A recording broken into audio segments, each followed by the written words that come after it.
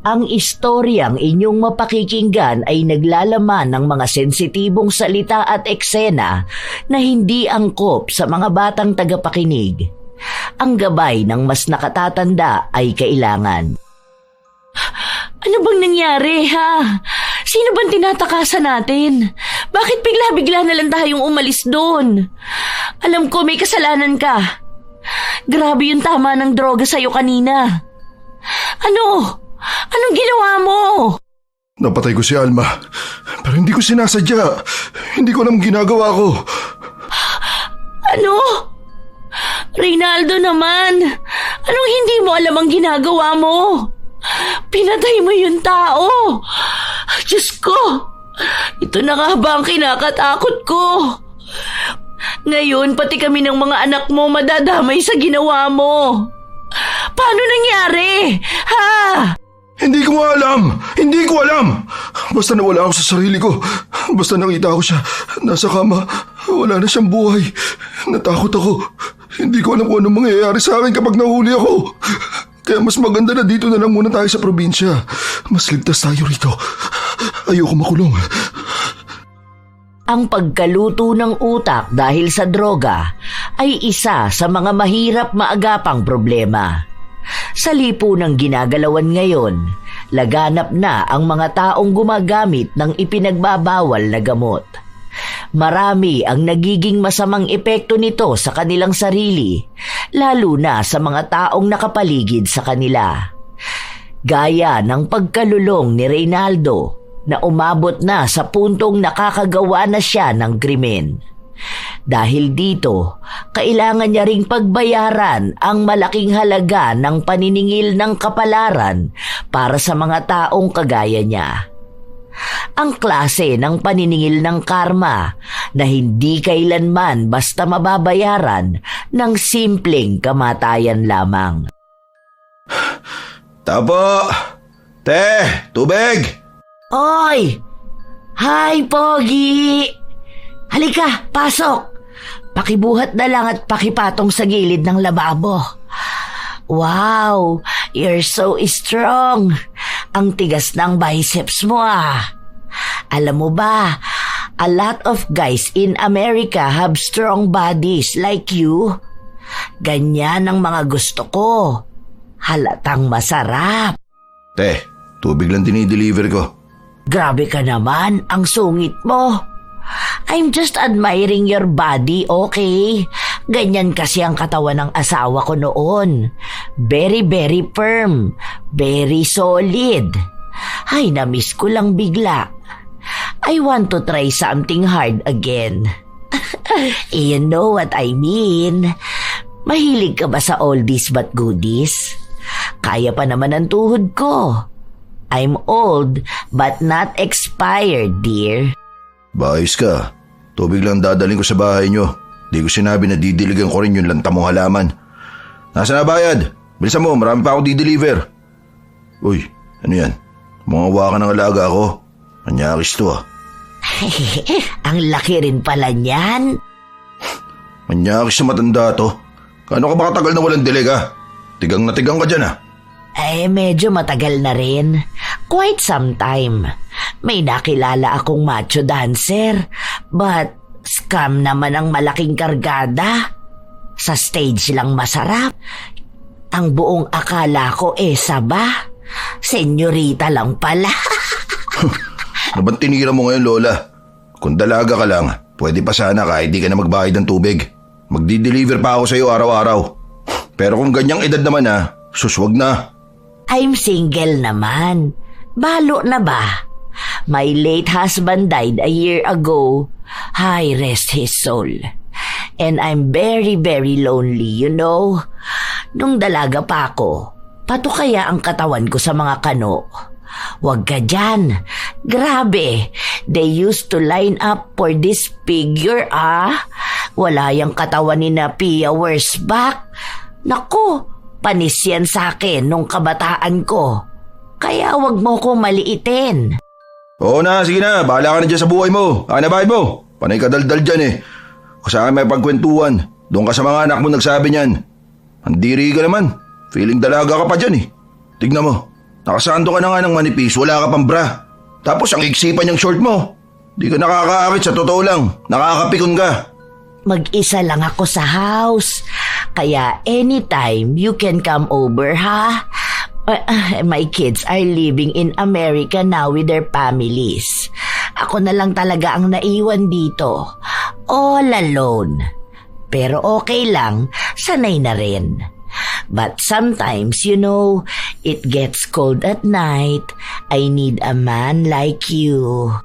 Kindot ka pa dyan. Burahin ko yung mukha mo eh. Kakainis. Manyakis. Inabot ng matanda ang bayad kay Reynaldo, pero malaswa pa niyang hinawakan ito. Halos mangilabot si Reynaldo sa inastang yon ni Alma. Bagong lipat lang sa bahay na yon si Alma. Siguro ay halos mag-aanim na buwan pa lang. At yun ang unang beses na nag-deliver ng tubig si Reynaldo. Wala kasi ang katrabaho niya na nagdadala ng tubig sa bahay noon. Doon niya lang naisip na baka kaya palaging may pera ang katrabaho niya, pumapatol ito sa amoy amag na matanda.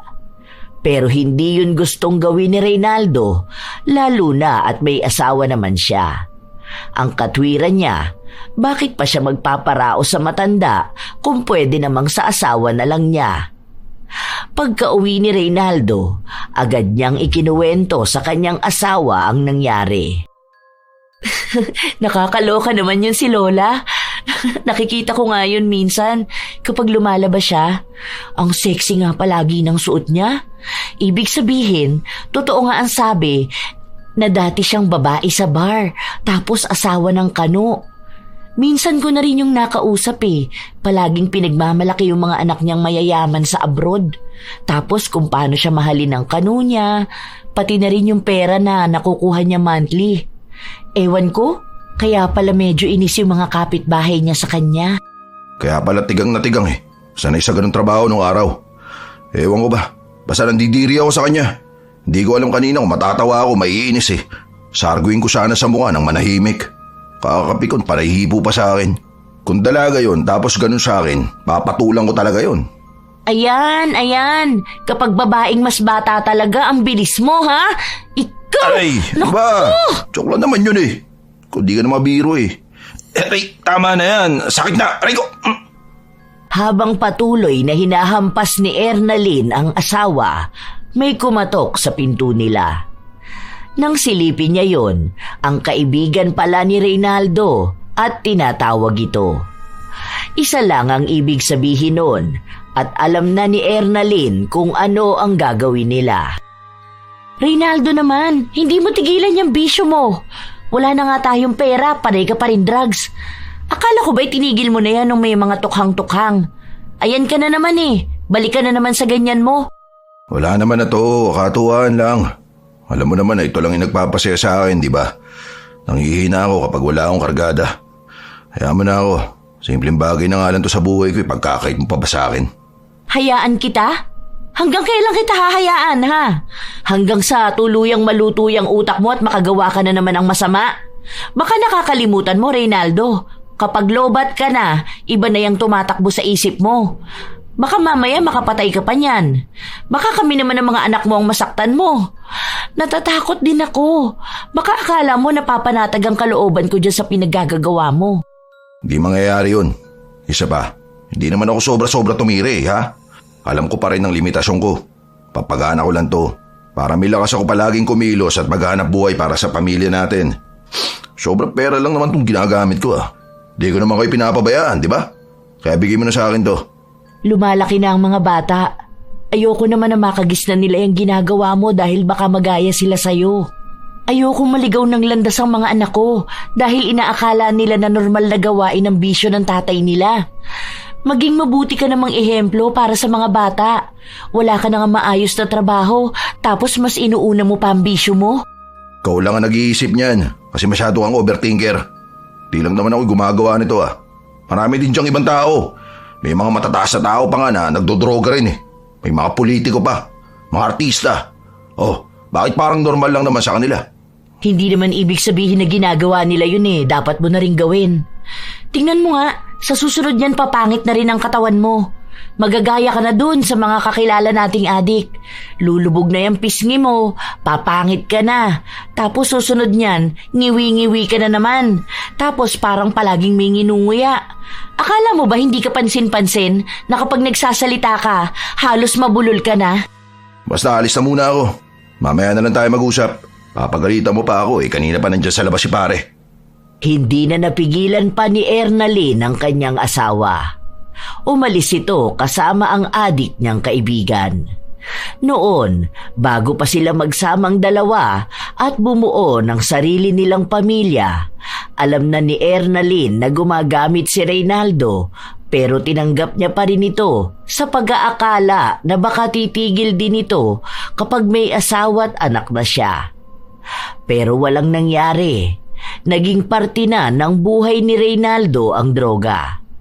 Gabi na nang umuwi si Reynaldo, agad siyang nagtungo sa banyo, bit-bit ang kandila at mga gamit niya para sa kanyang bisyo. May katagalan bago siya lumabas at alam na ng asawa niya na tumama na sa kanya ang iligal na gamot.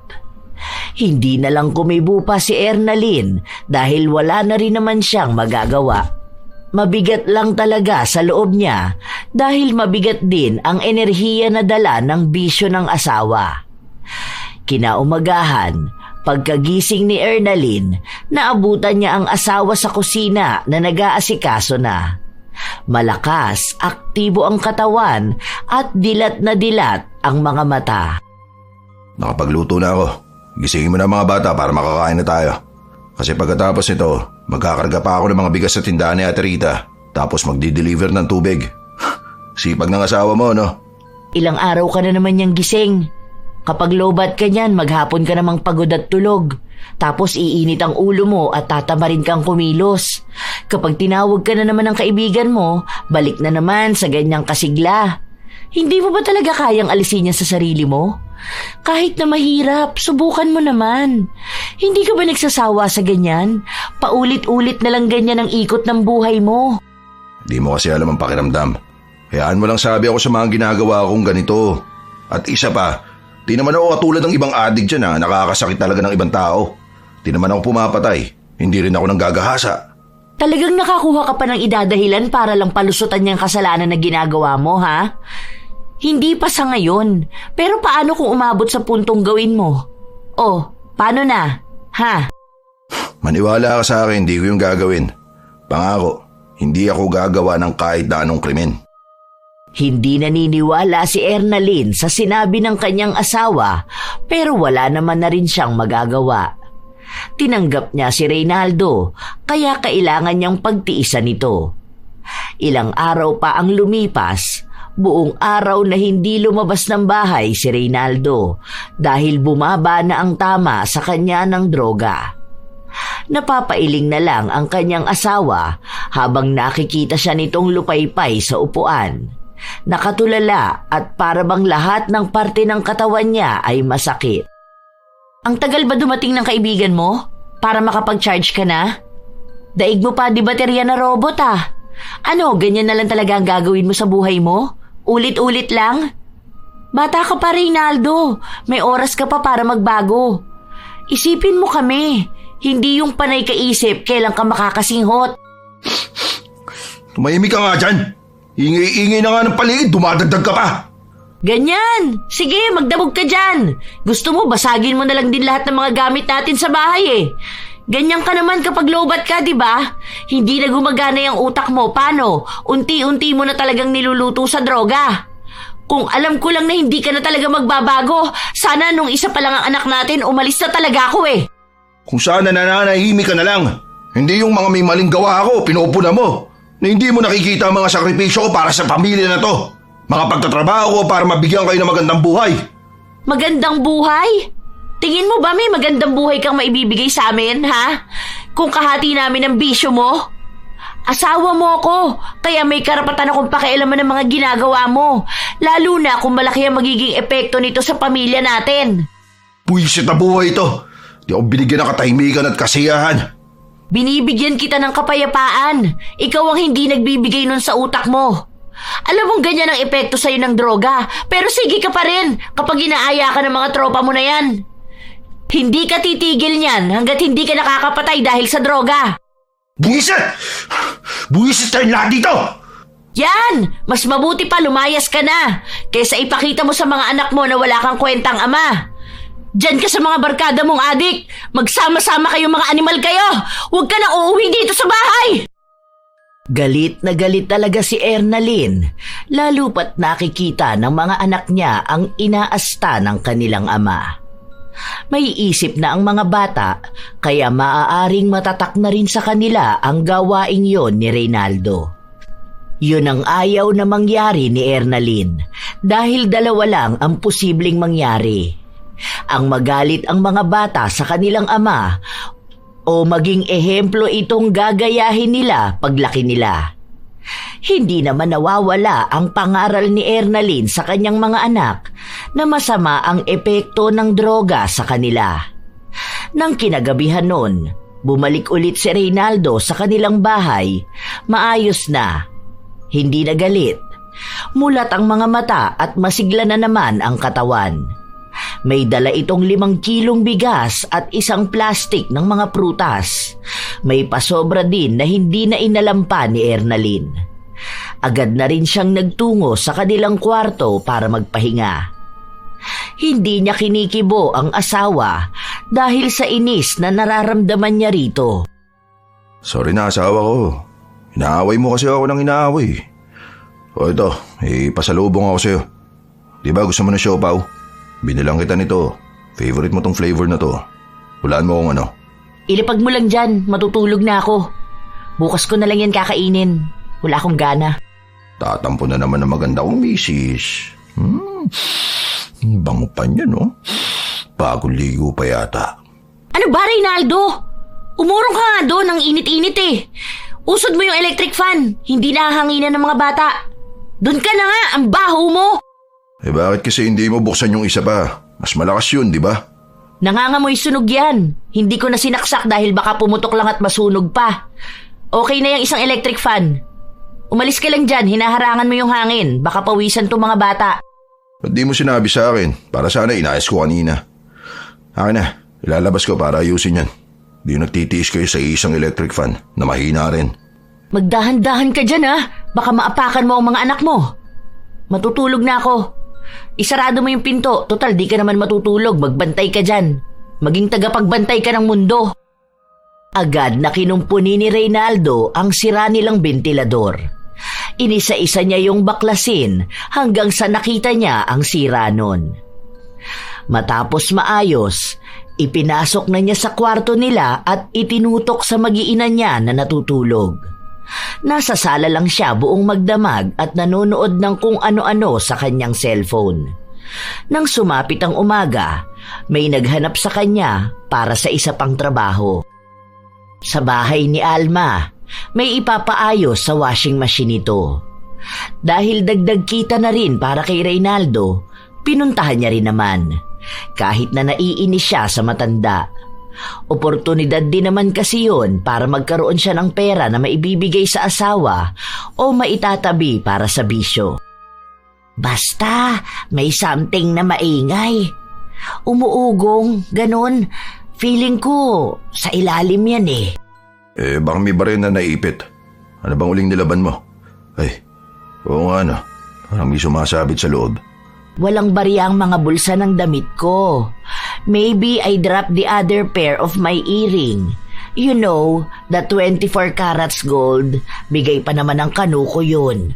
Alam mo ba magkano na presyo ng gold ngayon? 5K na ata per gram. Pero matagal na niyang bigay yun eh. Sige, titignan ko na lang. Baklasin ko na to ha. Okay, sure babe. Baklasin mo rin ako later ha. Pwede ba umusog ka? Paano ko maayos to? Luwag-luwag ng bahay mo, siksik ka ng siksik sa akin. Ang sungit.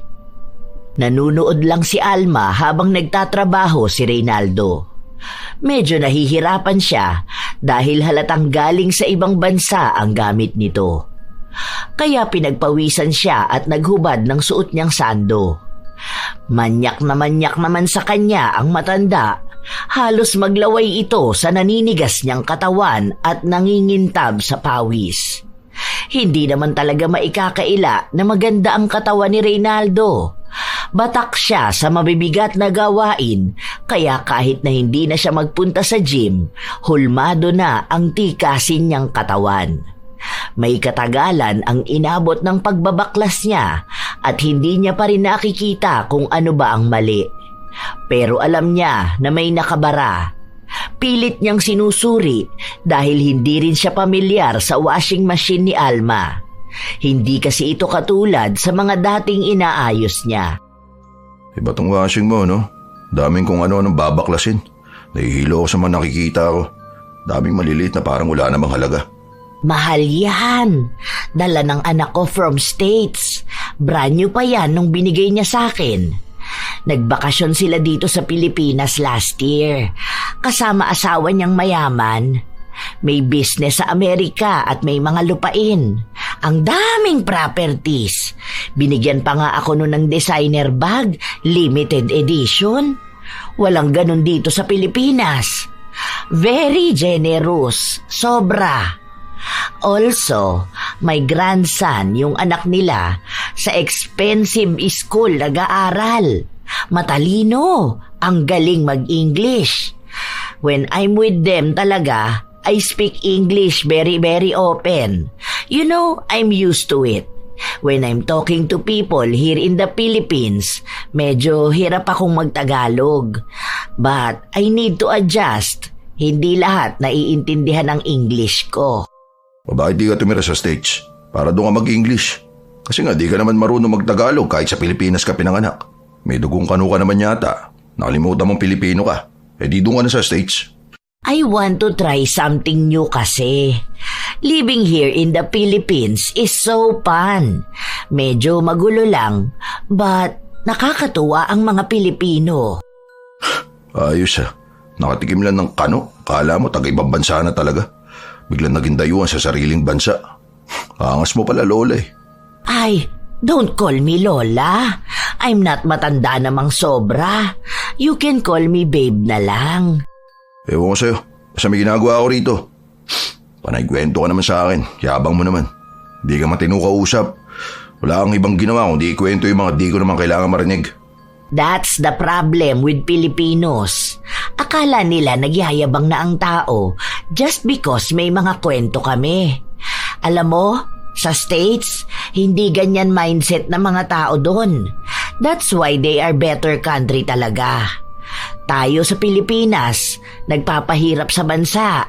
I'm just sharing my stories lang. Kaya yung mga anak ko, I told them not to live here.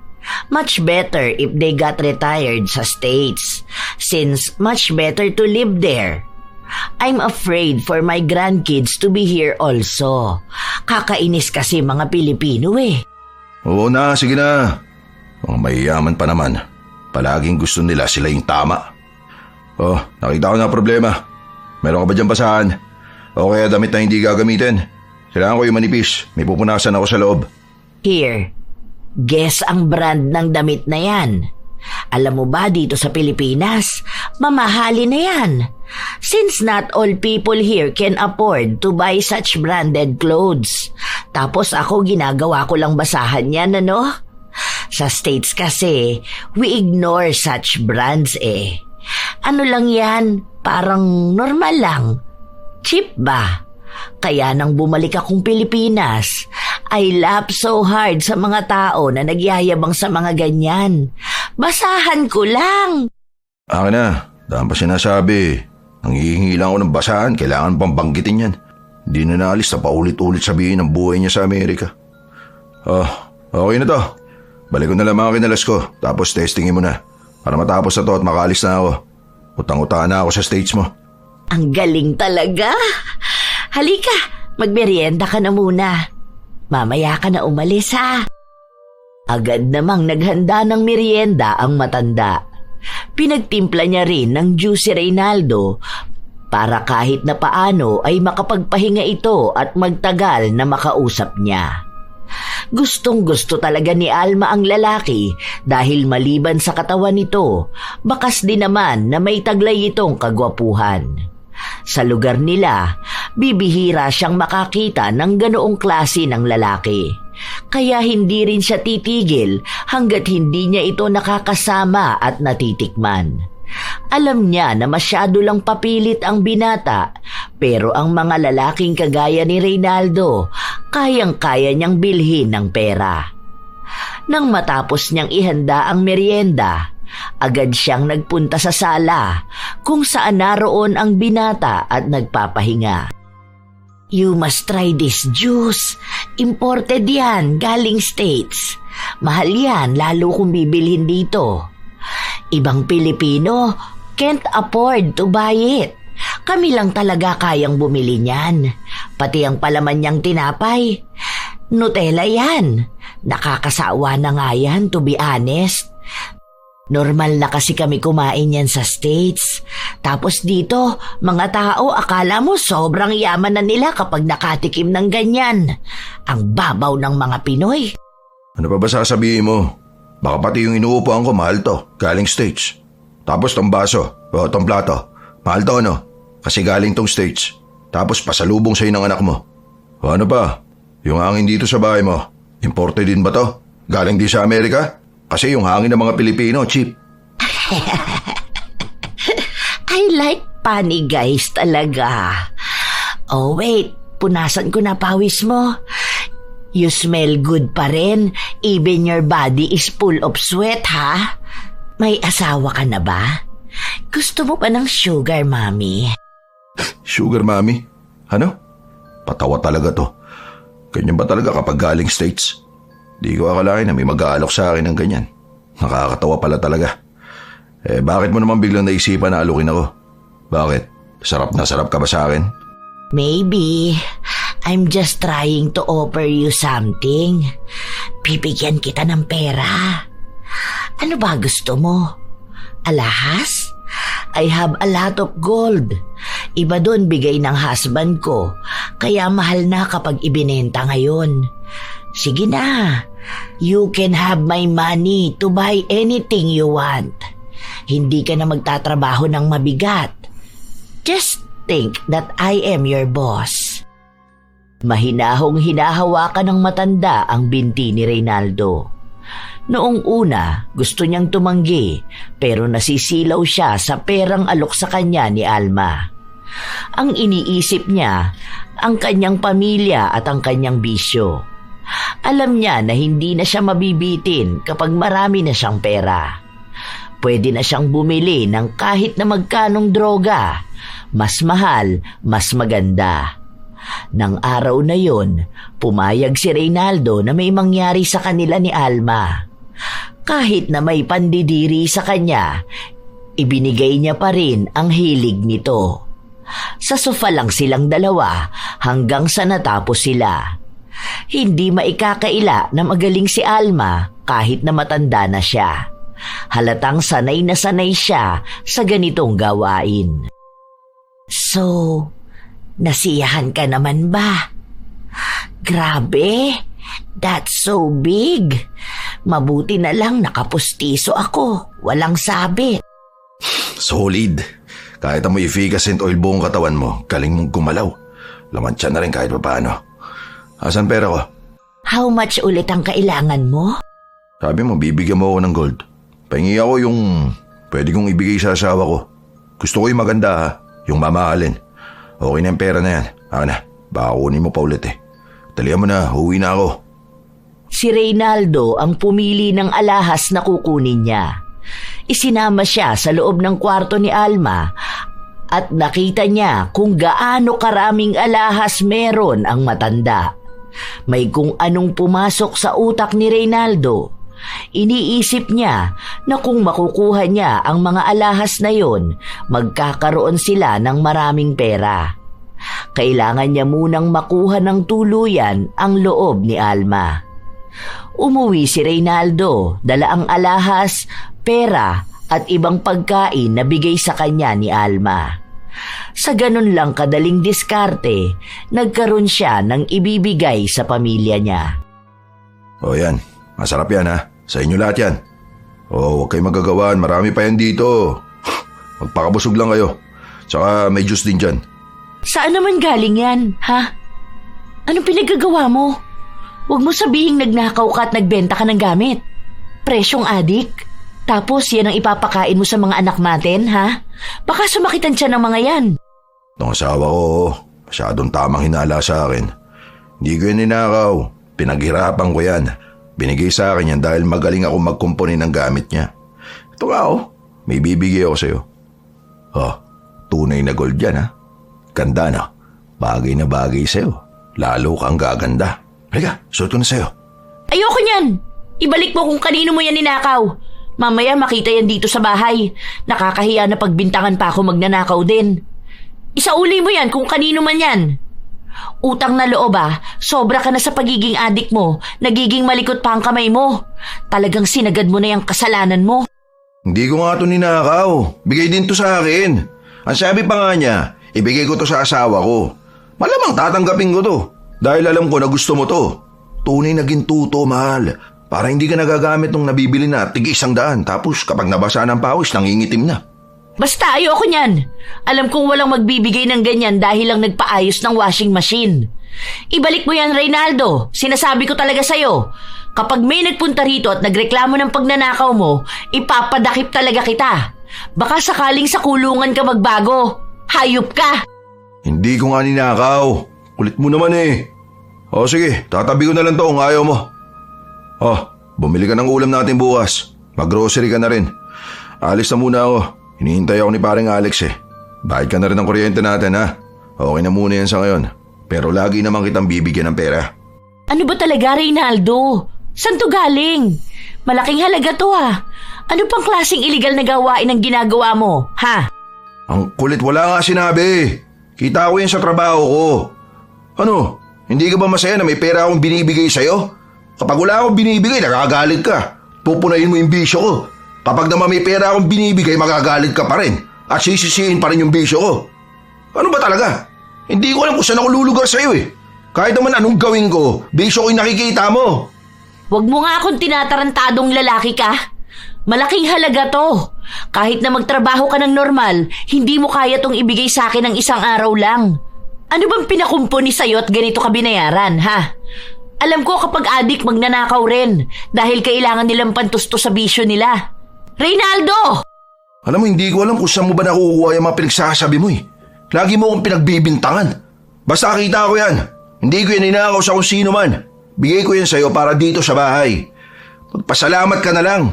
Hindi palagi mo akong pinagdududahan. Galit ka palagi sa akin. Dahil kilala kita. Kahit na kailan hindi ka kumita ng ganito kalaki. Kung hindi ka gumawa ng masamang bagay, hindi ka magkakaroon ng pera. Ano ba? Maniwala ka naman sa akin, Ernalyn. Basta totoo ang sinasabi ko. Hindi ko yan ninakaw. Dahil kung ninakaw ko yan, malalaman at malalaman ng taong yun kung may nawawala siyang pera. Tignan mo, wala namang reklamo sa atin, di ba? Ang ibig lang sabihin nun, hindi yan galing sa masama. Pinaghirapan ko yang makuha. Sige na, alis na muna ako. Hindi naniniwala si Ernalyn sa kanyang asawa. Puno siya ng pagdududa pero wala ngang naghanap ng nawawalang pera o ng bintang na nagnakaw si Reynaldo sa isa sa mga bahay na pinasok niya. Dahil na rin sa benepisyong nakukuha ni Reynaldo sa matanda, naulit nang naulit ang pagtatalik nilang dalawa ni Alma. Habang kapalit naman nun ay ang pasimple niyang pagnanakaw sa mga alahas nito.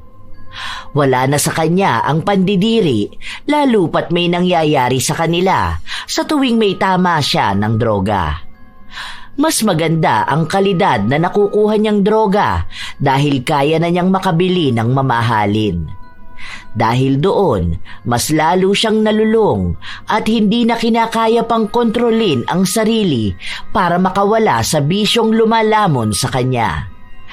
Isang araw, matapos may mangyari sa kanila ni Alma, sumama ang katawan ng matanda pero may kailangan siyang gawin kaya si Reynaldo na lang ang inutusan nito. Tandaan mo ang PIN ng ATM ko ha. Maglabas ka ng 8K tapos dumaan ka sa Meralco. Bayaran mo yung bill ng kuryente ko at hindi ako makatayo sinusumpong ako ng rayuma ko. Okay, kukunin ko na rin yung ibibigay mong pera sa akin ha. Pagaling ka dyan. Tandaan mo na kasi, gusto mo pang magbabaliktad sa kama. Akala mo teenager ka. Agad na ring umalis si Reynaldo. Sobra ang inilabas niyang pera. Itinago niya yon dahil gagamitin niya sa pagbili ng droga. Madalas niya rin kasing nililibre ang mga kaibigan niya, kaya mas lalong dumami ang nakakakilala sa kanya. Nang maibalik niya kay Alma ang ATM nito, hindi niya sinabi kung magkano ba talaga ang pera na kinuha niya. Hindi na rin naman nagtanong pa ang matanda. Sa paglipas pa ng mga araw, mas lalong lumalala ang pagkalulong ni Reynaldo. Nauubos niya kaagad ng isang araw lang ang perang binibigay sa kanya ni Alma. Kahit ang pera dapat para sa pamilya niya, nagagastos niya. Nawala na ang pangako niya sa kanyang asawa dahil mas naging masarap sa panlasa niya ang bisyo. Hinahanap-hanap na niya ito palagi. Dahil nawawala na siya ng kontrol, hindi na rin niya naibibigay ang pangangailangan ng kanyang pamilya. Yun din ang dahilan kaya palagi silang nag-aaway ng kanyang asawa. Ano, lango ka na naman sa droga? Hindi ka na nagpapahinga. Mabubuhay ka pa ba dyan sa ginagawa mo? Ibang klase ka rin talaga. Baka nakakalimutan mo na may pamilya kang binubuhay. Mas pinagkakagastusan mo pa ang mga barkada mo ah. Ano, para sabay-sabay kayong lumipad? Bakit? Lakas ko nga ako. Tignan mo, ganda pa rin ang katawan ko. Kakabuhat pa rin ako. May energy. Ano pinagsasabi mo dyan? Pati mga kaibigan ko, dinadamay mo pa. Maayos? Maayos ka pa sa lagay na yan? Nasosobrahan ka na. Reynaldo, hindi ka superhero. Huwag mong abusuhin yung katawan mo, utang na loob naman. Akala mo kapag nakatira ka, ikaw si Superman eh. Kahit magdamag, magkikikilos ka dyan. Akala mo hindi ka napapagod, pero tingnan mo, unti-unti niyang sinisira ang buhay mo. Yang lakas mo na yan, kunwari lang yan. Hiram lang yan. Dahil yung droga na akala mo pinapalakas ka, unti-unti niyang kinukuha ang lakas mo hanggang sa hindi mo nakayanin.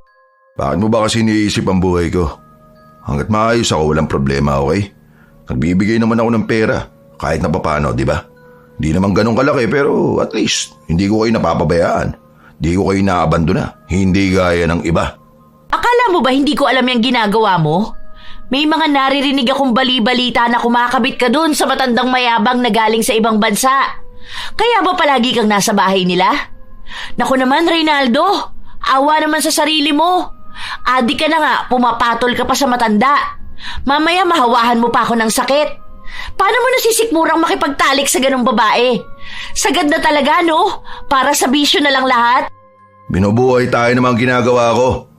Bakit ka ba nakikinig sa kanila? Inggit lang sa akin yung mga yon dahil dumidiskarte ako sa buhay. Alam ko kung kanino mo yung naririnig eh. Dun sa mga asawa ng lalaking gusto ring makakuha ng pera kay Alma. Diskarte ko to. Diskarte. Kung sana ang dinidiskarte mo nakakatulong para umangat ang pamilya natin. Kaso lahat yun napupunta lang sa bisyo mo eh. Ano, magkano na naman gastos mo sa panlilibre dyan sa mga kaibigan mo? Ha?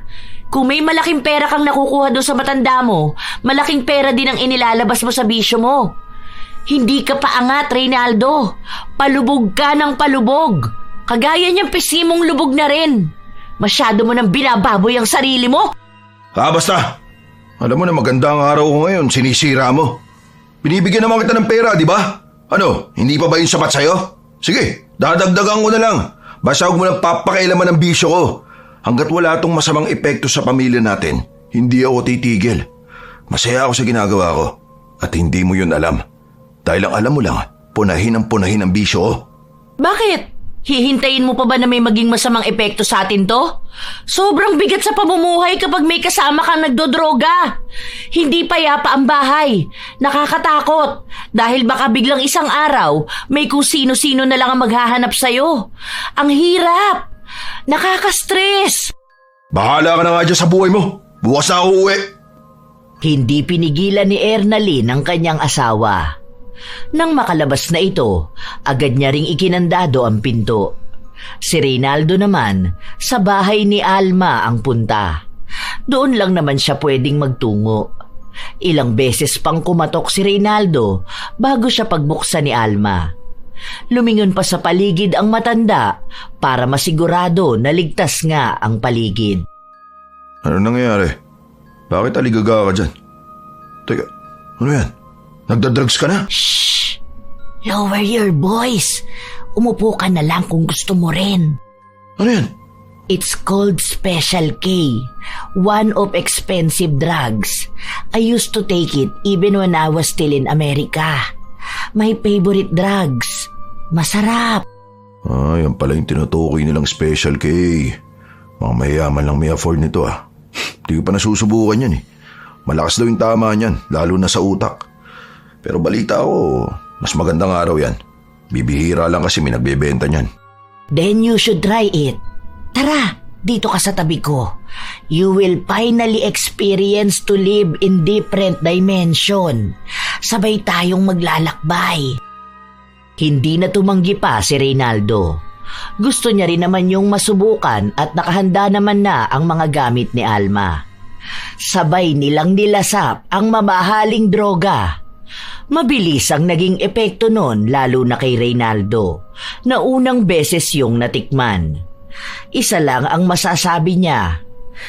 Yun nga ang pinakamaganda at pinakamasarap na natikman niyang droga.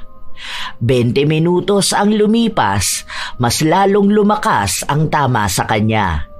Daig pa ang nakalutang sa alapaap. Ang dami niyang nakikitang mga bagay sa paligid niya na hindi naman tunay. Nang mapatingin siya kay Alma, kapansin-pansin na inaakit siya nito. How's your feeling, babe?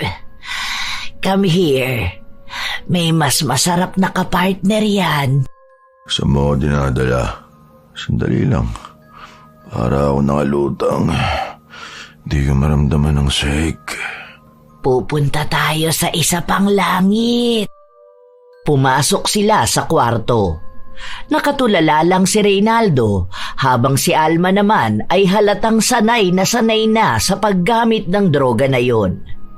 Unti-unti nang gumagalaw si Alma, niroromansa si Reynaldo. Hanggang sa pumatong na siya rito. Habang patuloy na gumagalaw ang katawan ni Alma sa ibabaw ni Reynaldo, napatingin naman ang lalaki sa kanya. Pero nag-iiba ang itsura ni Alma sa paningin ng lalaki. Para siyang nagiging isang demonyo. Unti-unti namang nag-iinit sa galit si Reynaldo dahil pakiramdam niya ay inaasar siya ng demonyo na yon. Naging agresibo ang galaw niya hanggang sa inihiga niya si Alma at sinakal. Bitiwan mo ako! Reynaldo! Reynaldo! Demonyo ka! Demonyo! Dapat sa'yo mamatay na! Doon ka sa impyerno! Papatayin kita! Hindi ka na makakalabas ng kwarto na to! Hindi ako makahinga! Reynaldo!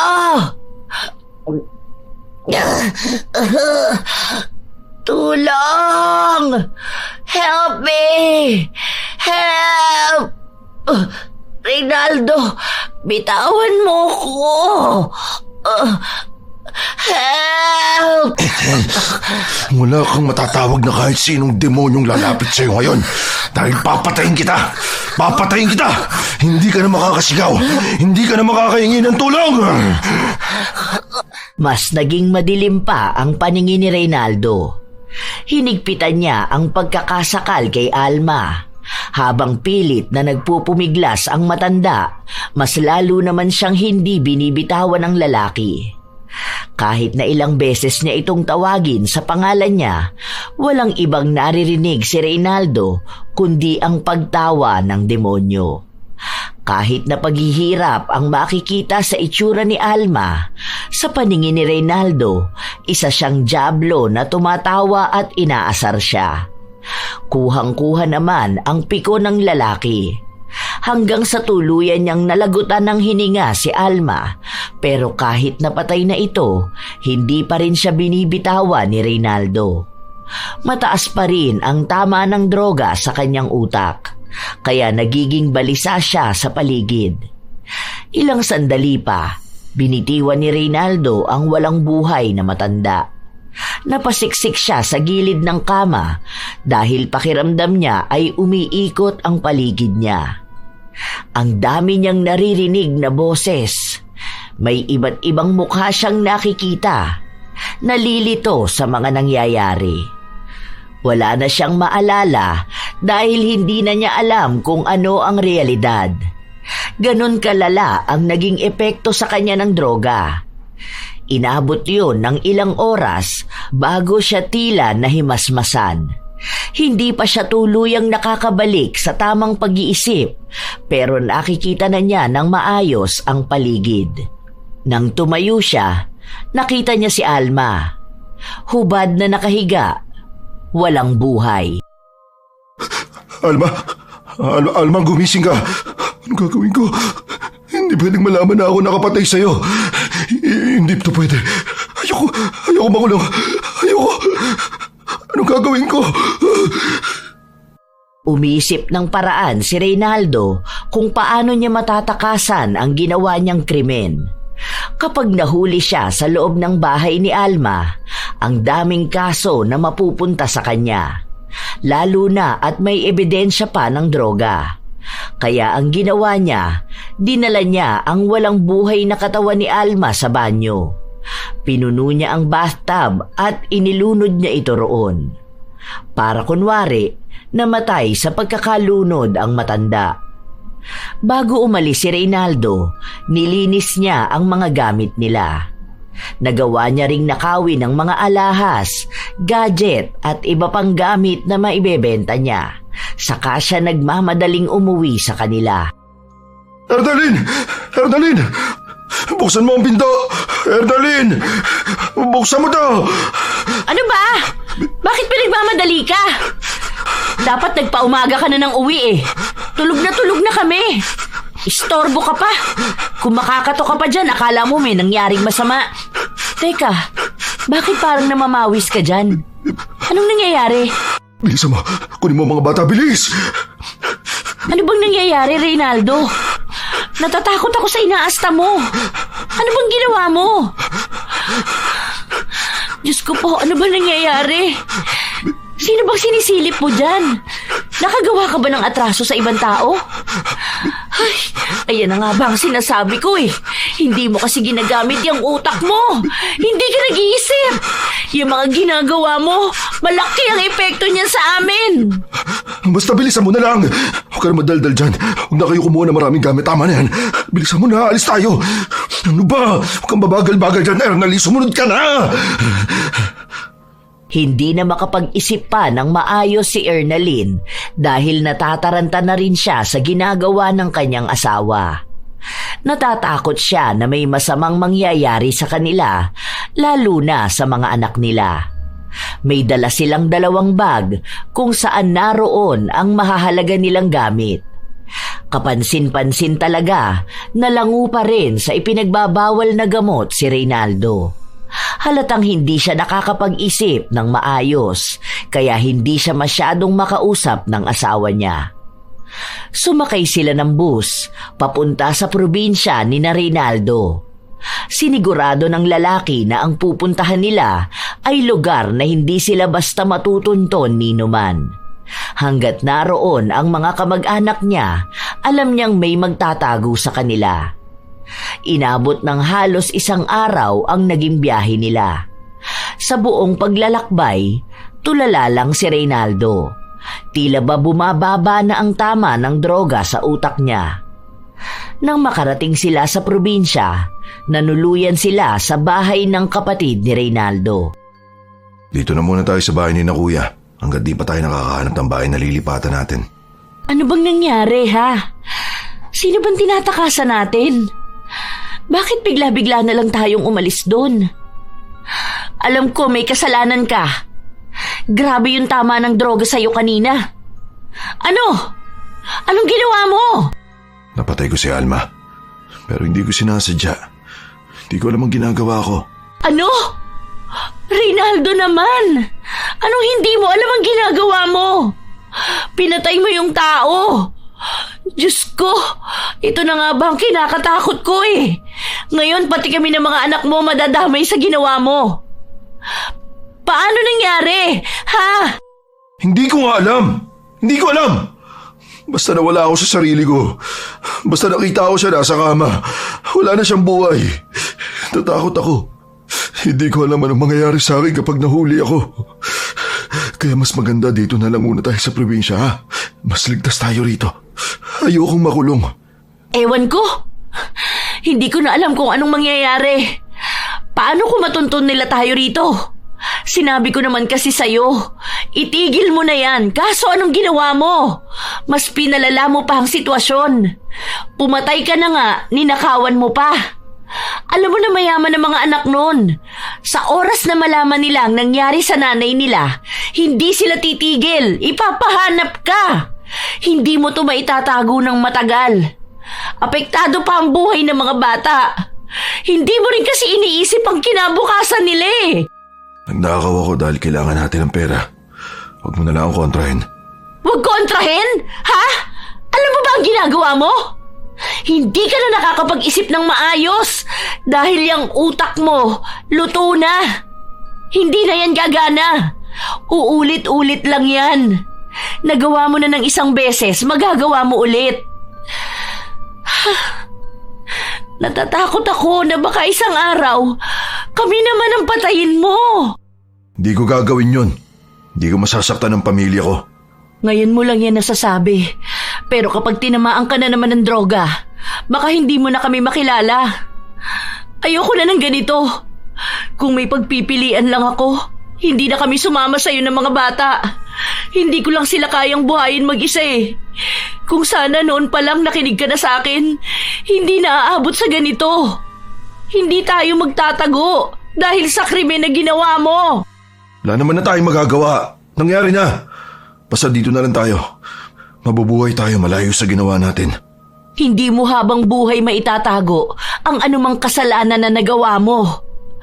Darating din ang araw na sisingilin ka at pagbabayaran mo ang karma mo. Ilang araw ang lumipas bago nakahanap ng lilipatang bahay sina Reynaldo. Malapit lang yon sa bahay ng kanyang kapatid. Ilang linggo pa, naubos na ang mga nanakaw ni Reynaldo. Hindi na rin sila nakakuha pa ng anumang balita tungkol kay Alma. Pero kahit na ganon, hindi pa rin natatahimik ang buhay nila dahil hindi naman tinigil ni Reynaldo ang paggamit niya ng ipinagbabawal na gamot. Anong oras ka na naman nakauwi? Ano? Sino na naman ang bago mong sinasamahan? Sa oras na may mapatay ka rito, alam mong hindi na tayo makakaalis. Maawa ka naman sa amin ng mga anak mo. Nadala lang ng hayaan. Wala naman akong ibang ginawa. Hindi mo ba talaga mapigilan ang sarili mo? Ayaw mo na talagang magbago, no? Wala na talagang pag-asa? Mahirap tong pigilan. Lalo na hinahanap-hanap na ng katawan ko. Di ako makakilos na maayos kapag hindi ako gumamit. Tamad na tamad ako palagi. Kaya paano ko kayo bubuhayin, ha? Paano mo kami bubuhayin? Nabubuhay mo ba talaga kami? Ha? Kalahati ng kinikita mo napupunta dyan sa lintik na bisyo na yan. Kaya mo naman yan pigilan kung gugustuhin mo. Kaso nagpapaudyo ka sa kung sino-sino. Akala ko kapag lumipat na tayo ng bahay, aayusin mo na ang sarili mo. Hindi pala. Sa ibang lugar mo lang kami tinira, pero sa parehas na impyerno mo pa rin kami gustong manatili. Sana makagawa ako ng paraan para makatakas kami sa ganito.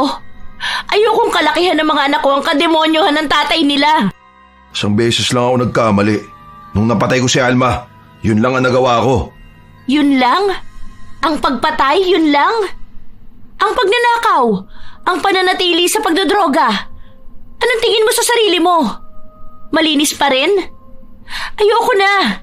Nanatili lang ako sa'yo dahil kailangan ng mga anak ko ng suporta. Pero hindi ko na kayang tagalan pakisamahan ng isang adik na nagtatago dahil sa krimen na nagawa niya. Pagod na ako! Tunay ang mga salitang sinabi ni Ernalyn. Pakiramdam niya ay hindi na siya makaalis pa sa impyerno na buhay niya kasama si Reynaldo. Gusto niyang humanap ng maayos na trabaho para sakaling makaipon siya at mailayo ang mga anak niya. Hindi naman siya aasa pa na magbabago pa si Reynaldo.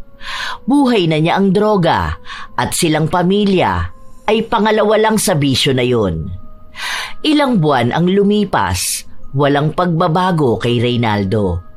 Pinapabayaan na lang ni Ernalyn ang asawa dahil mag-aaway lang sila kapag pinilit niya itong patigilin. Isang gabi, habang mahimbing ang tulog nila, nakarinig ng malalakas na pagkatok si Ernalyn. Agad niyang binuksan ang pinto. Nakita niya ang isang maskuladong lalaki na puno ng tato ang buong katawan. Nakakatakot. May mga kasama itong tikasin din ang katawan. Ang lalaki na ito ay sikat sa lugar nila sa tawag na Boy Bungo. May kailangan kayo? Andiyan ba ang asawa mo? Wala eh. Hindi ko alam kung uuwi siya mamayang umaga. Bakit? Sabihin mo sa asawa mo, isang beses lang ako nagbabanta. Matapos nito, malalaman niya kung siyang impyerno siya dadalhin ng pantatarantado niya sa akin. Ha? Bakit? Anong ginawa ni Reynaldo? Siya ang tanungin mo. Basta ipabot mo sa kanya sinabi ko. Kilala niya naman siguro ako. Alam niya ang kaya kong gawin. Kaya huwag akong lokohin niya. Hindi ako sumasanto na kahit na sino. Matapos itong sabihin ni Boy Bungo, agad na rin siyang umalis kasama ang ibang kalalakihan. Nang matapos ang usapan na yon, hindi na muli pang nakatulog si Ernalyn. Nababalot na ng takot ang buong pagkatao niya. Hindi na siya makapag-isip ng maayos. Naiiyak na rin siya dahil iniisip niya ang kapakanan at buhay ng mga anak niya na maaaring mapahamak dahil lang sa kagagawa ng kanilang ama. Umaga na nang dumating si Reynaldo. Pagpasok niya pa lang sa bahay, malakas na sampal na ang tumama sa kanya. Ano bang problema mo? Anong katarantaduhan na naman ang ginawa mo, ha? Ano yung sinasabi ni Boy Bungo? Nagpunta rito si Boy Bungo. Anong sabi niya? Nagbabanta siya! Hindi ka na talaga natatakot, ano? Pati kami nadadamay na sa ginagawa mo! Parang awa mo naman, Reynaldo! Para lang sa mga anak mo! Hayaan mo siya. Kung ano-ano na naman niyang sinasabi mo eh. Akong bahala sa kanya. Di naman kayo nung gagalawin. Hayaan mo akong resolve ng problema ko na to. Hayaan? Puro na lang hayaan?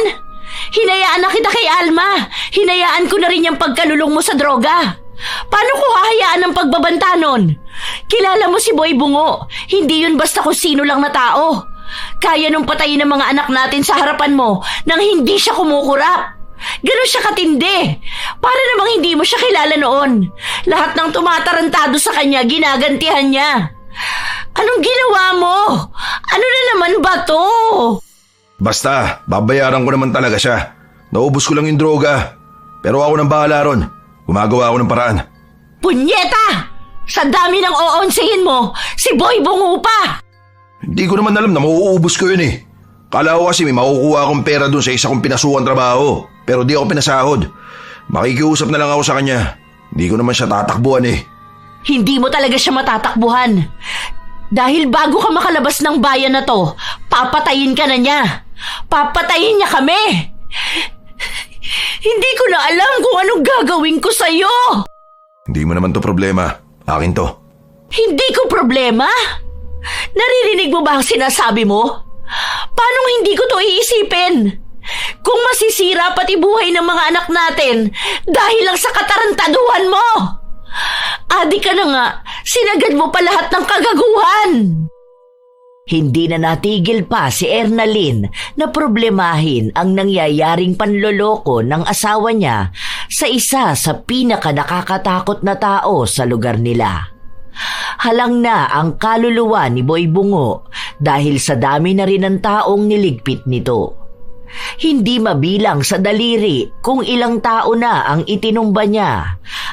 Kaya walang nagtatangka na lokohin siya habang si Reynaldo ginawa yon. Nakasalalay sa kamay ng asawa ang buhay ng kanilang pamilya. Hindi na ito katulad kung paano sila nakatakas sa krimen na nangyari kay Alma. Dahil marahil, ito na rin ang karma na sumusunod sa kanila. Takot din si Reynaldo para sa buhay niya, kaya nangutang na siya at ginawa ang kung ano-anong bagay para lang makalikom ng pera na pwede niyang ipantapal sa nagamit niyang droga. Anong gagawin ko dito sa barya? Baka gusto mong ipalunok ko sa ito. Wag, pangako magbabayad ako sa iyo. Naghahanap lang ako ng pagkakakitaan. Hindi naman ako tatakbo eh. Hindi ka na talaga makakatakbo kahit makakapaglakad dahil lulumpoy na kita.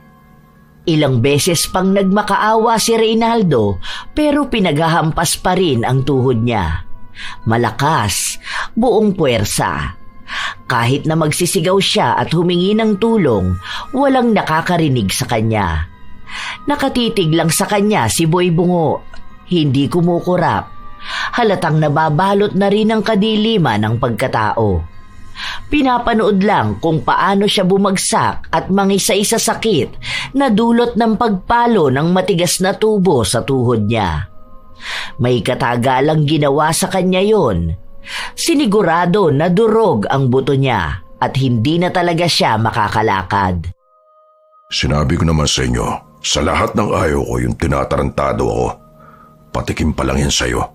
Dahil kapag hindi mo na ibigay sa akin yung pera, tiyak na sa hukay ka na matatagpuan. Tandaan mo sinabi ko, dahil gagawin ko yon. Parang awa mo na. Bigyan mo pa ako ng oras. Hindi ko kayang ibigay sa iyo ng buo yung pera. Maawa ka rin sa pamilya ko. Wala akong pakialam sa pamilya mo. Dahil hindi naman silang may atraso sa akin. Ikaw lang ang pakikialaman ko. Kung nagbibigay ako ng palugit sa mga taong gumago sa akin, siguro hindi pa sila nabubulok sa ilalim ng lupa ngayon. Pero hindi ako ganon. Kung ano ang sinabi ko, yun ang dapat masunod. Walang palugit, walang awa. Nanginginig pa rin ang laman ni Reynaldo dahil sa sakit na nararamdaman niya.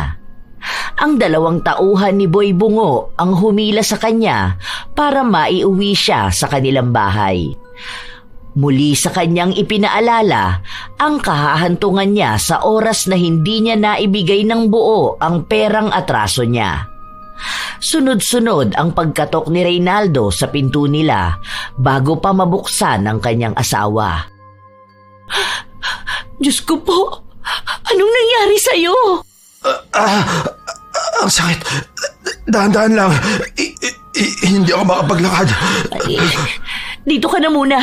Hihingi ako ng tulong kay kuya para madala ka sa ospital. Agad na napatakbo si Ernalyn sa bahay ng kanyang bayaw.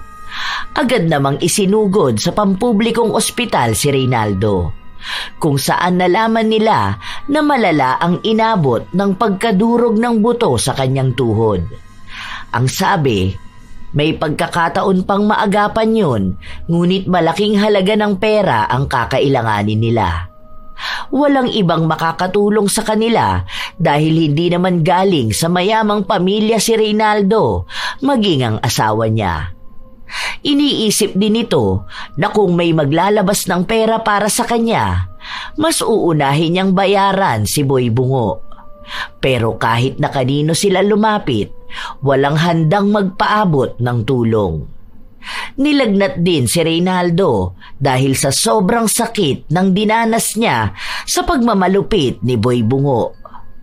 Nanatili muna siya sa ospital ng 1 pang araw. Kinabukasan, bago sila umalis, nagkaroon pa ng problema dahil may nawawalang gamit ng nakasama ni Reynaldo sa kwarto. At ang gamit na yon, natagpuan sa kanya. Ninakaw niya yon. Dahil sa kahihiyan, nagalit sa kanya ang kanyang kapatid. Ilang beses na rin pala siyang pinagtakpan nito sa mga pagnanakaw na ginawa niya sa kanilang lugar. Nang makauwi sila sa bahay, galit na naman si Ernalyn. Nakita mo na ba ang ginawa mo, ha? Dinagdagan mo pa ng kahihiyan ng pamilya natin. Talagang nagnakaw ka pa? May sakit ka na, gumawa ka pa ng krimen? Mabuti na lang napakiusapan ni kuya. Kung hindi, baka nga nasa kulungan ka na. Ewan ko na lang kung hindi maungkat lahat ng mga kalokohan na ginawa mo. Pwede ba? Kung wala ka namang may tutulong sa akin, manahimik ka na lang. Kung alam mo lang ang problema na pinagdaraanan ko. Nagawa ko lang yun dahil kailangan ko ng pera. Papatayin ako ni Boy Bungo. Tignan mo nga ang ginawa niya sa akin. Nilumpo na niya ako. Sobrang sakit nito. Hanggang ngayon nakinginig pa rin ang laman ko. Kasalanan mo naman yung mga nangyayari sa'yo eh. Kung sana una pa lang inayos mo na ang buhay mo, hindi ka naman naabot sa ganito. Inuuna mo kasi ang bisyo mo eh. Hindi ka nag-iisip ng maayos. Nangyayari na nga, di ba? Kesa magdadaldal ka dyan, tulungan mo ako makabayad. At paano ko yun gagawin? Kung dito pa lang sa bahay, wala na ako maibigay na sapat na pantustos. Umisip ka ng ibang paraan. Kung gusto mo magbenta ka ng katawan, maganda ka naman. Marami dyan magkakandara pa sa'yo. Para naman to sa akin at sa pamilya natin. Paano kapag pinatay ako ni Boy Bungo? Ha? Paano na ang mga anak natin, ha? Alam mo, sa totoo lang, kapag ginawa niya yun, magpapasalamat pa ako sa kanya. Dahil mababawasan ang problema ko. Baka mas maging maayos pa ang buhay ng pamilya natin kapag nawala ka na. Hindi na namin kasalanan kung babawian ka na sa mga ginawa mong kasalanan. Desisyon mo yan. Ginawa mo yan. Kaya kung anumang kapalit ng mga mali mong nagawa, pagbayaran mo na lang. Ibig sabihin, hayaan mo na lang ako mamatay. Anong klaseng asawa ka? Ha? Hindi mo iniintindi ang sitwasyon ko. Anong klaseng asawa ka rin, ha? Sana una pa lang kami ang inintindi mo, di ba? Hindi yung wala kang ibang ginawa, kundi ang unahin ng bisyo mo. Dinala mo kami sa impyerno, Reynaldo. Hindi kami makalaya dahil ayaw mong lumaya sa kasalanan na yan. Lulong ka sa droga. Lutong-luto na yung utak mo. Takot ka palang mamatay eh. Sana hindi ka na nagbisyo ng nakamamatay, di ba? Ilang beses ba ako nagmakaawa sa'yo para tigilan mo yan? Ilang beses ba akong umiyak at nagbabaka sakali na pakinggan mo ko? Pero wala kang ginawa. Pinalala mo ng pinalala ang ginagawa mo. Dahil hindi ko kayang mabuhay na wala to. Dito ako nagiging masaya at malakas. Hindi yun totoong saya at hindi totoong lakas. Pinaparamdam lang sa'yo ng pansamantala hanggang sa malulung ka na para hindi ka na makaalis. Pero ang totoo niyan, unti-unting sinisira niyang bisyo mo ang tunay na saya. Ang tunay na kalakasan mo. Inuubos ka na niyang bisyo mo. Kung totoong masaya ka dyan, hindi ka sana problemado ngayon. Pansamantalang pagtakas sa realidad ang hatid sa'yo ng droga. Pati kaming pamilya mo nawala na sa'yo. Nawala ang lahat sa'yo, Reynaldo. At yung mga kaibigan mong kasama mo magbisyo, kakampi ka lang nila kapag may hihit-hiting kayo. Pero kapag ganitong kailangan mo na sila, nawawala na sila, di ba? Kasama ka lang nila sa panandaliang saya, pero iiwan ka rin kapag hindi ka na mapapakinabangan. Sinira mo ang buhay mo. Wala kang ibang dapat sisihin kundi ang sarili mo. Inilabas na ni Ernalyn ang lahat ng sama ng loob na nararamdaman niya sa kanyang asawa. Dahil ubos na rin naman ang pag-asa niya na mapagtatanto ni Reynaldo na mali nga siya sa kanyang mga ginawa. Sa haba ng pagkakataon sa buhay niya para magbago, hindi siya kumilos. Dahil ang palagi lamang laman ng utak niya ay kung paano siya didiskarte para sa bisyo niya. Hindi pa rin nawawala ang lagnat ni Reynaldo. Nakahiwalay siya ng higaan dahil bawal mabangga ang kanyang tuhod dahil sumasakit yon ng sobra. Habang inaapoy siya ng lagnat, kung ano-ano na rin ang nakikita niya sa paligid. Ang dami niyang naririnig na boses at isa na roon ang kay Alma. Tinatawag siya nito. Nakikita niya rin ang mukha ng matanda kung paano niya ito huling naabutan sa kama. Ang postura kung paano niya ito pinatay. May mga nakaraan pang kasalanan niyang nagbabalik sa utak niya. Para na siyang nababaliw. Ang nararanasan niyang ito ay dulot na rin ng droga. Ganoon ang nangyayari sa kanya kapag matagal na araw na siyang hindi nakakatikim ng bisyo. Yun na ang kanyang parusa. Binabagabag na siya at binabalikan ng mga kasalanang tinatakasan niya noon. Ilang araw na ganoon ang nangyayari sa kanya. Minsan ay tulala siya, minsan naman ay sumisigaw siya. Gusto niyang magwala, gusto niyang magalit, pero wala siyang magawa. Hindi niya maintindihan kung ano ba ang nararamdaman niya. Kumain ka na muna. Aalis ako, iiwan ko yung mga bata kay kuya. Nakiusap na rin ako sa kanya na baka pwedeng tingnan-tingnan ka niya rito. May nahanap akong trabaho sa laundry shop. Kailangan kong kumayod para sa mga anak natin. Iiwan mo na ako. Huwag mo akong iiwan sa kanila. Lahat sila nakatingin sa akin. Si Alma bumubulong siya. Naririnig ko ang nakakatakot yung tawa. Hay, ewan ko sa'yo, Reynaldo. Walang ibang tao rito. Patay na si Alma. Yang nakikita mo, yang naririnig mo, konsensya mo yan. Tama na sa'yo ng droga yan. Baliw ka na talaga. Kawawa ka lang. Ayoko sumama sa kanya. Sabi niya dadali niya ako sa impyerno. Huwag mo kayo ibibigay sa kanya. Hindi. Ayoko. Natatakot ako sa impyerno. Bahala ka nga sa buhay mo. Late na ako sa trabaho. Kumain ka dyan kung kakain ka. Hindi na rin naman kita maaalagaan. Kapag nakahanap na ako ng mas magandang trabaho, aalis na kami ng mga bata. Hindi ako bibit-bit ng problema. Gusto ko ng bagong buhay kasama sila. Walang adik, walang baliw. Huwag kang alis. Huwag mo akong iwan kay Alma. Ayun siya. Hindi niya ako tinatantanan. Bahala ka! Wala akong pake kung di kanya tantanan. Sumama ka na sa kanya sa impyerno! Agad na umalis si Ernalyn. Ilang araw pa ang lumipas, mas naging malala ang kabaliwan ni Reynaldo. Paulit-ulit niyang isinisigaw ang pangalan ni Alma. Minsan umiiyak siya, minsan naman ay tumatawa. Dahil ayaw ni Ernalyn na makaapekto yon sa mga anak niya, nakiusap siya sa bayaw na makikitira muna sila sa bahay nila at kapag may nahanap siyang murang paupahan, saka sila lilipat. Hindi na pwedeng makisama si Reynaldo sa mga bata dahil natatakot na ang mga ito sa kanya. Kapag may oras si Ernalyn, pinupuntahan niya ang asawa. Pero madalas na nag-aalaga kay Reynaldo ay ang isa pa niyang kapatid. Pero hindi rin siya natitiis ng mga ito.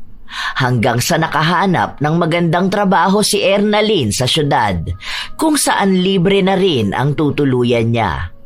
May kamag-anak siya sa syudad, kaya doon naman siya humingi ng tulong para pwede niyang pag-iwanan ng mga anak.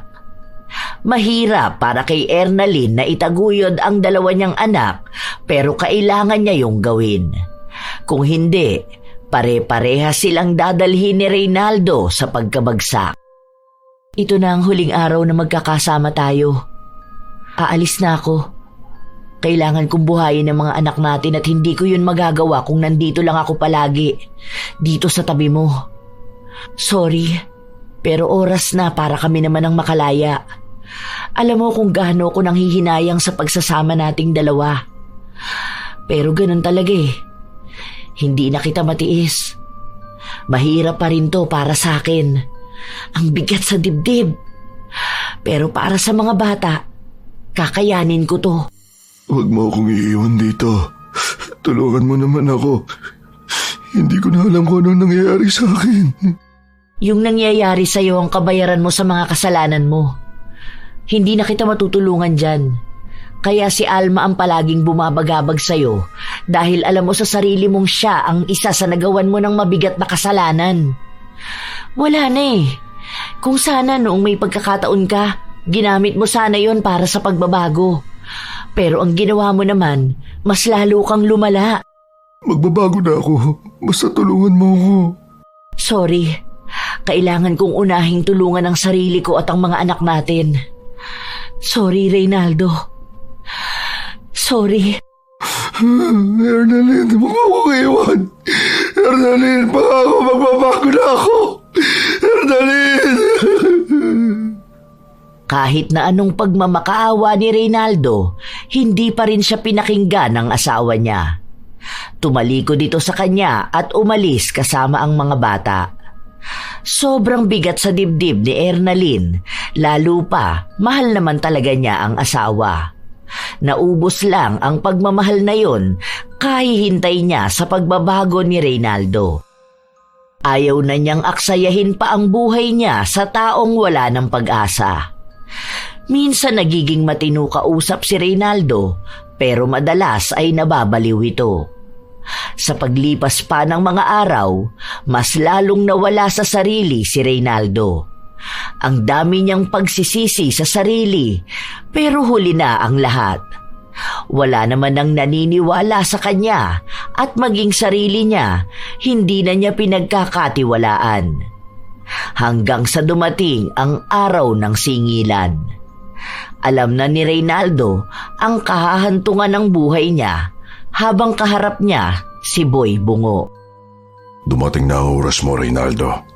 Hindi ako ang kamatayan na susundo sa'yo. Dahil ako ang kamatayan na maghahatid sa'yo sa kabilang buhay. Ang dami nila sa paligid. Nakikita mo ba sila? Nandito si Alma. Masaya siya. Tinatawag niya ako. Gaano kaya kalawak ang impyerno? Hindi ko alam. Dahil ikaw ang mauuna doon, kaya ikaw ang unang makakalam. Hayaan mo, kahit na malawak yon, magkikita pa rin naman tayo doon. Itinutok ni Boy Bungo ang baril sa ulo ni Reynaldo. Sa pagkalabit niya ng gatilyo, tinanggap na rin ni Reynaldo ang katapusan ng buhay niya. Ang mga anino, ang mga bulong, ang kaluluwa ni Alma na gumugulo sa kanya. Lahat yon ay nawala na ng tuluyan. Sinayang niya ang buhay niya dahil lang sa pag-aakala na ang droga ang magsasalba sa kanya sa realidad na hindi niya matakasan. Dapat ay kasama niya ang kanyang pamilya. Nasisilayan niya ang kanyang mga anak na lumalaki habang nagbibigay siya ng magandang aral sa mga yon. Ang dami pa sana niyang pagkakataon para patunayan na mabuti siyang asawa at ama, ngunit lahat ng iyon ay hindi niya nagawa dahil sa pagpili niya sa kanyang bisyo. Nakarating kay Ernalyn ang nangyaring pagpatay sa asawa niya. Hindi niya napigilan ang magluksa kahit na alam na niya ang kahahantungan ng buhay ni Reynaldo. Ang daming naiwang tanong sa kanya. Ang dami niyang kahilingan na hindi natupad. Nakakalungkot mang isipin, pero may mga taong pinipiling lunurin ang kanilang sarili sa sarap na panandalian na hatid ng droga. Kahit kapalit nito'y tuluyang pagkawasak ng kanilang buhay. Sa halip na yakapin ang pag-ibig ng kanilang pamilya, mas piniling kumapit sa bisyong unti-unting hihigop sa kanila sa pagkalugmok. Ang minsang tikim na inaakalang langit ay isang bitag na nakakalason. At ang pakiramdam na tila ikaw ay lumilipad ay hindi kalayaan, kundi isang pagbagsak na hindi mo na mapipigilan. Tandaan na ang droga ay bihasang manlilinlang. Ipadadama sa iyo ang ginhawa, ang saya, ang tila kalangitan. Pero ang buong katotohanan ay inaagaw lang nito ang pangarap mo. Pinaiikli ang buhay mo. Ang unang tikim ay ang isang susi sa pagbubukas ng impyernong kalalagyan mo. Huwag mong tatangkaing subukan ito dahil masisira lamang ang iyong buhay. At sa taong gumagamit pa rin ito, hindi pa huli ang lahat. Ang tunay na matapang ay hindi ang taong kayang tiisin ang epekto ng droga, kundi ang taong matapang na huminto, lumaban at bumangon para sa sarili at sa mga taong minamahal. Kailanman ay hindi naging mabuti ang droga. Wala itong naisalbang buhay, walang naiayos na pamilya, walang naisakatuparang matinong pangarap. Kung nilalasap mo ang sarap sa umpisa, handa ka bang tanggapin ang kapalit nitong pait? Tandaan na hindi lang ikaw ang wawasakin ng droga, kundi maging ang mga taong nasa paligid mo, maging ang mga taong lubos na nagmamahal sa'yo. Ipagpatuloy ang buhay ng mas matiwasay at malinis, hindi ang buhay na sumira ng kinabukasang nabulag sa bisyo. Huwag mong hayaang kunin ng bisyo ang pagkakataon mong mabuhay ng buo, malaya at masaya. Shout out sa ilan sa mga masusugid na tagapakinig ng mga istorya ni Lola Telang. Charson Tamidles at sa Tamidles family, sa kanyang ninang na si Caroline Carpon at hipag na si Heidi Tamidles. Noemi Kiambao at sa kanyang minamahal na si Angelica Degano Talania. Florence Hervasio, Genevieve Suco, Anha Rose Ayeras, Maylin Cordoba at sa kanyang asawa na si Neil Cordoba at sa Cordoba family ng La Paz, Tarlac. Supladang pasaway, Girly Satur at sa lahat ng mga taga-siling department ng Cosmo Malvar, Batangas. Lani Capile. Hi kina Noemi Garcia Pabunan, Maria Lee Nakagawa, Jenny Suzuki, Amy Bag, Pureza Tagiwalo, Gloria Taer, sa kanilang boss na si Boyet Escarda, Madam Rose, Janine, Jerry, Jera, Joven, Jimmy, Mike Bunding, Papa Opong Mamalol, AJ, Angie, Vincent, Tantan, Yael, Leonard, Ayon, Weng, Windy, KJ at sa Team Manok. Shout out kina Matt Sarol, Sherlyn Joseco, Maria Lee Nakagawa, Marida Lightworker, Nathaline Canonio ng Pag-asa Bamban, Tarlac, Candida de Balucos, Pamela Agasang, Mary Jane Flores Rico, Will Maleses, Danica Dulnuan, Larcy Siriban, Carlita Nocerale, Michelle Esperon, Corazon Ingay, Team Gaminil Francisco, Maymay Hernandez at sa kanyang mga anak na si JJ at Blessy. Kumusta kayo, Elizabeth Dungka, Evelyn Abong Carbakil, Hana Maylin Sesgundo, Joy Batukan, Roslyn Mangilin, Azenar Noriv at sa Azenar Goodies, Maymay Paul, Jomer Suarez at sa mga kasama niyang makinig na sina Gigi Gulariza at Kuya Jojo, Ruth Ann Migano, 88 IC, Razon Yao, Angelina Ignacio, Madel Mergal, Joyce Roncal, Jennifer Makasinag, Lady Dam, Zane Axel Ranada, Ivy Rose Binyas, Jayco ng Bahrain, Rose Ann Rama, Mike James Tapak, Lydia Lopez, Mirna Alfaro, Larnie Azurin. Salamat sa pakikinig, Carmela Landayan, Beth Liza, Leonisa Cobo, AJ and Louie sa Clover Bay Tower, Ami Yong, Rachel Whitney, Chef M, kina Ate Auring, Ne, Faye, Ruth, Minda, Madam Leslie at Poging J ng Amira Boxes Handicrafts ng Laguna, Jessica Arquio, June Soriano at sa asawa niyang si Lani Soriano, Elizabeth Hardenil, Lita Alipio, Catherine Alipio at Angelo Alipio, Marisa Villanueva, AJ Chua ng Zambales, Ibrahim Mardoquio, Roxanne Gaudicos, Alfea Cabanig, Angeline Galo, Joan Arcos at sa kanyang pamilya na sina Arniel,